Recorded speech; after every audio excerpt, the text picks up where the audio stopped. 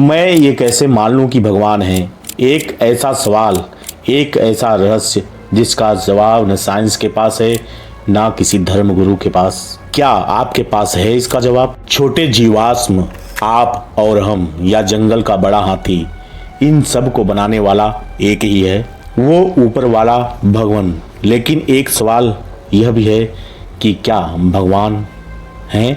पुनः एक बार, क्या आपके पास इसका जवाब है कि भगवान हैं इस धरती पर, इस संसार में, इस ब्रह्मांड में? यही हमारे जीवन का सबसे बड़ा सवाल है जो हम सभी के दिमाग में आता है, पर लाख ढूंढने पर सही जवाब न किसी किताब में मिलती है, न किसी शख्स, न किसी गुरु के पास मिलता है।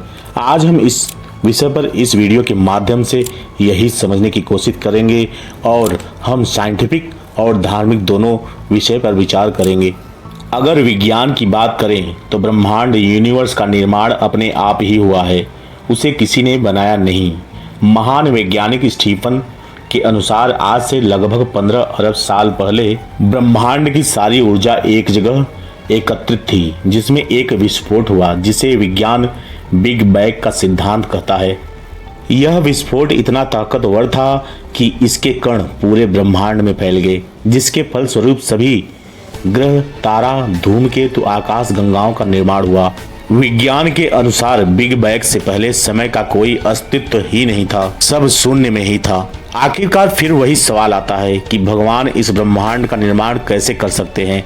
अगर विज्ञान की माने तो वो भगवान के अस्तित्व को सिरे से नकार देता है। हालांकि वह यह मानता है कि ब्रह्मांड के कुछ नियम जिसे कभी नहीं बदला जा सकता है। अगर इस धरती का कोई निर्माता नहीं है तो फिर ये नियम किसने बनाए? अगर इस ब्रह्मांड का कोई रचयिता नहीं है तो हर चीज इतनी व्यवस्थित कैसे है? यह व्यवस्था इतनी वेल मेंटेन कैसे है?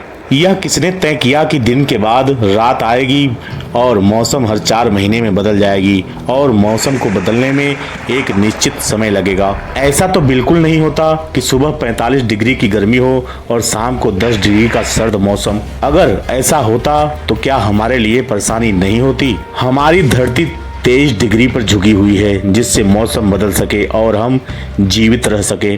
गर्मी पड़ती है तो समुद्र से जलवाष्प उड़ जाती है जिससे बादल बनते हैं और बारिश का मौसम आ जाता है। माँ के गर्भ में बच्चा पूरे 9 महीने माँ के गर्भ में रहता है। जब बच्चा पैदा होता है तो 6 महीने तक वह कुछ खा नहीं सकता है, लेकिन बच्चे के पैदा होते ही माँ उसे दूध पिलाने के लिए तैयार रहती है और जन्मदिन के तुरंत बाद ही बच्चे को दूध पीना भी आ जाता है। क्या यह कोई चमत्कार है या स्वतः ही हो जाता है? पेड़ हमें ऑक्सीजन देते हैं और हमसे कार्बन डाइऑक्साइड ले लेते हैं। यह नियम अपने आप कैसे बन गया? भगवान द्वारा बनाए या प्रकृति द्वारा बनाए फूड चेन के चलते किसी जीव को खाने की कमी नहीं होती है। हर मौसम के अनुसार सारे फल सब्जियां उगते हैं जो जीवों के आहार के लिए बेहद जरूरी है। फूलों के ऊपर भंवरे और तितलियां उड़ती हैं और दूसरे पेड़ों फूलों के परागण में मदद करती हैं, और यह सब एकदम व्यवस्थित नियम अनुसार ही होता है। अपने शरीर को ही ध्यान से समझिए, इतना व्यवस्थित, एकदम परफेक्ट, एकदम मशीन की तरह। अलग अलग क्रियाओं के लिए अलग अलग अंग और सब एकदम सही जगह। दिल, जिगर, फेफड़े, हड्डियां सब अपना काम अपने आप करते हैं, और केवल हमारे ही नहीं, सारे जीवों के शरीर में सारे अंग इसी रूल को फॉलो करते हैं। क्या आप मान सकते हैं कि यह एक संयोग मात्र है? क्या ये सारी व्यवस्थाएं अपने आप ही हो गई? इस विषय को अपने आप में विश्वास करना बेहद मुश्किल लगता है। हम इंसानों ने कई मशीनों का निर्माण किया, मोबाइल, कंप्यूटर, रोबोट जैसे कई यंत्र बनाए, और इन सभी का कोई न कोई निर्माता या रचयिता है। क्या ये सारी मशीनें अपने आप ही बन गई? तो फिर आप ही बताओ, फिर हम कैसे प्रकृति के स्वतः अस्तित्व में आने वाली बात मान लें? अगर हिंदू धर्म के देवी देवताओं की बात करें तो कुछ वैज्ञानिकों का यह भी मानना है कि दूसरे ग्रह से आए हुए लोग ही भगवान हैं। इनके अलावा यह भी कहा जाता है कि भगवान एक साधारण मनुष्य ही थे, बस उनके अच्छे कर्म के चलते उनकी पूजा की जाने लगी। इसके अलावा एक थ्योरी और है जो साइंस से रिलेटेड थ्योरी से मैच करती है। वह यह है कि भगवान शिव को किसी ने पैदा नहीं किया, वह स्वयंभू हैं, मतलब वह स्वयं से उत्पन्न हुए हैं, इसलिए उन्हें भोले शंभू भी कहा जाता है। और कुछ इसी तरह के तथ्य दूसरे धर्मों में भी सुनने को मिलते रहते हैं। इस तथ्य पर आकर साइंस और धर्म आपस में मिल जाते हैं। लेकिन विज्ञान के लिए फिर भी ईश्वर के अस्तित्व को स्वीकार पाना बेहद मुश्किल है, क्योंकि साइंस को चाहिए सबूत।